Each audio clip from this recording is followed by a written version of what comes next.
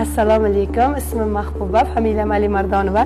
Men Surxondaryodan, Denovdanman.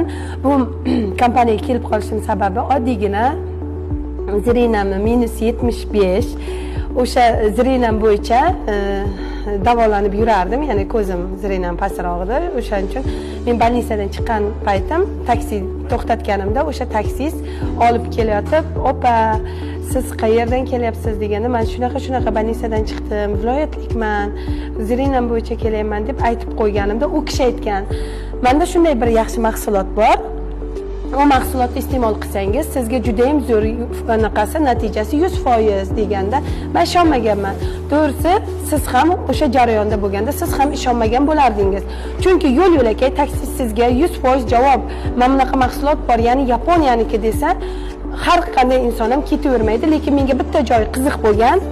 Bu mahsulotni agar sizga ta'sir qilmasa 6 oyda men 100% 2 barobar qilib pulni to'lab beraman degani uchun, ya'ni men tadbirkor bo'lganim uchun, pulga rosa qiziqqan bo'lganim uchun o'sha joy yoqib qolganda bu mahsulotni ishonmay olganman. Umuman ishonchim bo'lmagan.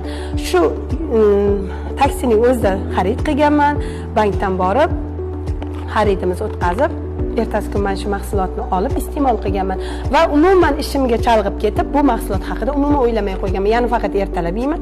3 oydan keyin opamki oyoqlarimda qichir-qichirlash bordi. O'tirib tursam, oyoqlarim qichirdardi. Opam aytib qoldi, "Mahbuba, nega oyoqlaringda qichirdash yo'q? Sen nimadir iste'mol qildingmi yoki lichin oldingmi?" degan payti, "Opa, men bitta mahsulot olgandim, mana o'shani iste'mol qildim." To'g'ri aytasiz. Men yoz payti yursam, qora echki taqmasam, ko'zlarimdan yosh kelardi. O'sha yosh kelish sababli men ko'proq qora echki taqardim, chunki boshimda cherpnoyim bordi, keyin kamqon edim, anemichniy edim, o'zimiz tilda aytganda. Keyin ichki buqog'im bordi, ya'ni ichki zo'pim bordi, bu tug'maydi.